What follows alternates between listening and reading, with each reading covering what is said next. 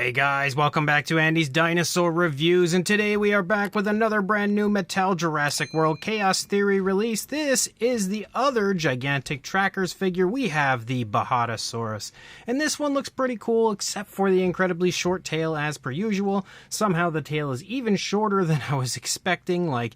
I expected this figure as a whole to be very similar to the Amargasaurus that they had released, especially as far as the tail length goes, but this definitely looks like it's got a good bit shorter of a tail. I don't know why they couldn't just include an extra piece in the box to extend the tail and make it a little bit nicer looking, especially when they do such a great job on the larger sauropods, but unfortunately, we've got a very tiny tail. Regardless, the figure does look pretty cool, and it is a super cool species choice on the part of Mattel, so I have to give them some props for that. You can see the packaging, though, is pretty much your standard when it comes to the, Chaos Theory figures, and you can see the back shows the Bajadasaurus, as well as the Mappasaurus down here. So let's go ahead, pop the box open, and check it out. And here is our Bajadasaurus. Let me go ahead and move the camera just a little bit so we can get a little bit of a better visual of the figure. You can see it does look pretty nice. When it comes to Mattel's sauropods, I feel like they always do a really nice job, especially when it comes to the fine detail. The unfortunate side of things is when it comes to the gigantic trackers sauropods, we always get left with this tiny, ugly tail. And again, that's just really, really small. Definitely takes away from the figure a good bit, but if you move past the tail and then head forward, it doesn't look half bad as a whole. It's pretty decent and pretty standard for Mattel when it comes to this size range of sauropods. So let's go ahead and jump straight to a closer look, and we'll check it out from there. So starting up here at the head sculpt of the Bajadasaurus, it looks pretty nice. You've got some decent skin texture, nothing overly impressive, but it looks okay. One thing I really like are the green eyes. I think the green eyes really stand out when it comes to playing off of the colors here of the face. You have a light tone that kind of runs through the face here, but you also have this sort of a reddish brown or a maroonish brown sort of tone that runs up here from the neck, kind of runs up and over the top of the head, patterns down here on the snout, and also runs around through the eye socket here. And again, a few straggling areas right there. You do have a little articulation in the head right here. It can go up and down. Doesn't really do much else. Maybe part of the action feature, I guess we'll see. You have a beak for the dinosaur, which is interesting, and you can see the beak is also given the maroonish sort of a tone, or maroonish brown that we have back there. The dinosaur, of course, has those classic Bajadasaurus spines sticking up here out of the neck, and you can see they look pretty nice. They're all painted with a grayish tone. They've got some fairly nice detail to them. If you look up here on the top of the neck moving down, you can see the skin texture looks pretty nice moving down. We continue to have that maroonish or reddish brown sort of tone running along the back here, and then the lighter tone moving down along the underside of the neck, and you can see how they kind of just trade back and forth, kind of leaking into the other colors area. You've got the throat sculpted out here as you move down along the underside. Some decent detail down here. I will say the detail of this doesn't look quite as crisp as some other Mattel figures have looked lately. It's not that it's bad, it's just not jumping off of the sculpt the way that some figures detail does. This one just looks, I'd say it looks nice, but not great. But as you move down, you can see we have some decent looking skin texture. You've got some bumpy osteoderm-like scales poking up here and there. Leading down, you can see the lighter tone of the underbelly overtakes the entire front leg here, and as you move down through the leg, that's the only coloration we have, except we do have a speckling to the leg as you move down. You've got the muscle definition sculpted nicely. You can see the elbow back here. As you lead down, you can see the foot sculpt looks pretty good, especially when it comes to the way that I would expect to see the foot sculpt of a Jurassic World version of a Bajadasaurus. You can see we do have a gloss coat for the nails of the dinosaur, but no actual paintwork for it. The toes are sculpted pretty decently. It's not exactly what I would call an accurate foot sculpt for a Bajadasaurus, but of course the Jurassic World dinosaurs never exactly look the way they should, so Mattel can always use that as a backup plan, a backup excuse when it comes to things looking different compared to what the dinosaur should actually look like. And as a whole, you've got the short tail, the proportions are just genuinely off through the course of the figure, so It's not surprising at all. But as you move down, you can see the lighter tone starts to kind of decrease moving down. You can see the reddish tones of the back of the dinosaur start to kind of overtake the body. And once you lead into the hip region, you can now see that that reddish tone has pretty much overtaken the body and now is the same coloration that we see for the rear leg here.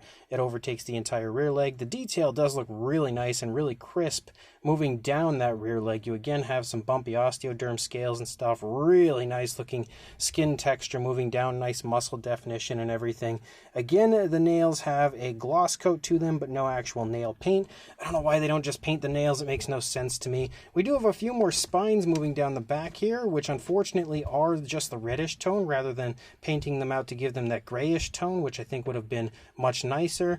But, you know, it's just kind of a little laziness on the part of Mattel, which is also very common. You can see, though, that the lighter tone does continue to run along the underside and actually leads out into the tail. And since the tail is so short, it's almost painted the entire way out through the tail on the underside.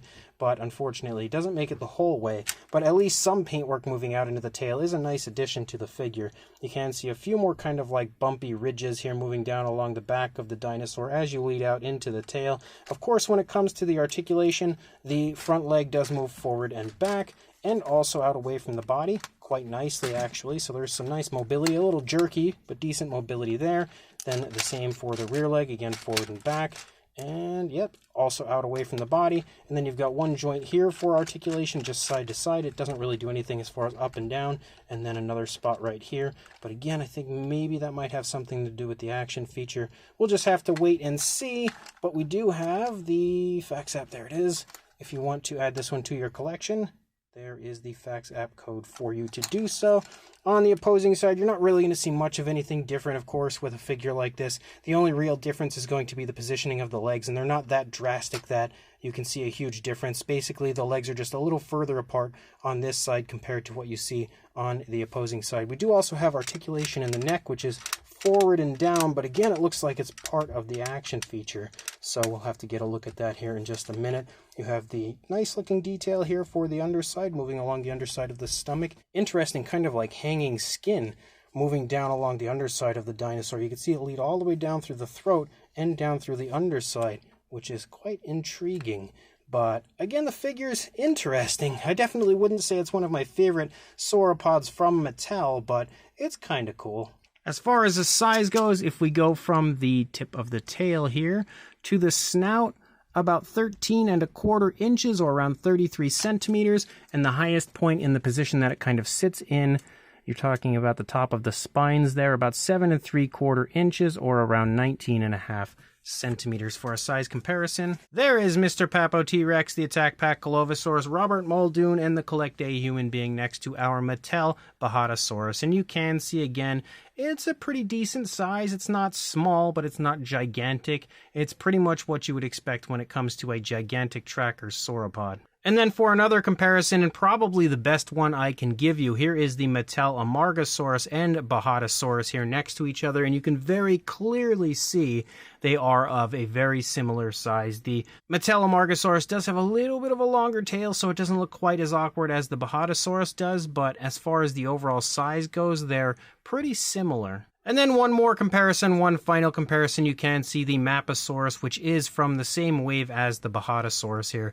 together again showing that they are also a very similar size. We've had quite a few sauropods now with the Amargasaurus, the Ankylosaurus in this range. They're all a very similar size, so if you have those figures, you're already going to have a pretty good idea of the size of this Bajadasaurus. And then of course when it comes to the action features, you've got another one of these rolling buttons right here, so we'll just go ahead and give it a roll.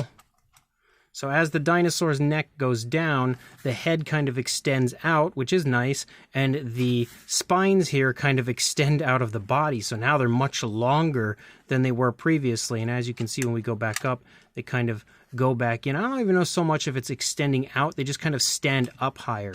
You can see they kind of stand up higher and just look a little more, maybe I guess you could say intimidating. and maybe that's like a defensive display to scare something off away from it. But there is also a button right here, which I'm going to imagine is for the tail. Yep, so you've got a tail striking action feature back here.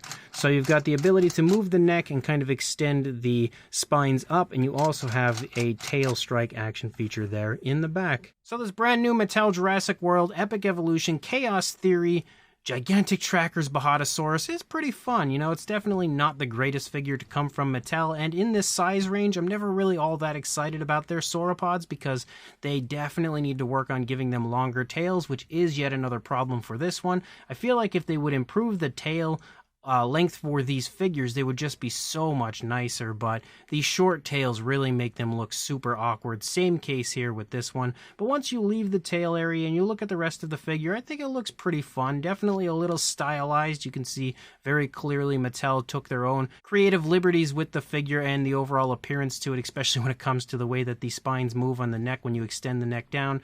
But I think the fine detail looks pretty nice throughout the course of the figure, and the paintwork looks pretty cool. We have a decent paint scheme for this. Nothing overly flashy, but fairly nice and natural, I would say. And it is nice to see the paint run all the way out onto the tail. Not the whole way, but at least fairly far out. But you can also see we've got some pretty fun articulation and some okay action features for the figure. So as a whole, it's kind of decent. It's fun for what it is. If you are interested in picking this up, I purchased it from Amazon, so I will include a link where you can purchase it. I think it's currently sold out, but it should be back in stock very soon. So if you do want it, check the link in the description. Go grab this, of course, and like, comment, and subscribe, and I will see you in the next review. Thanks for watching.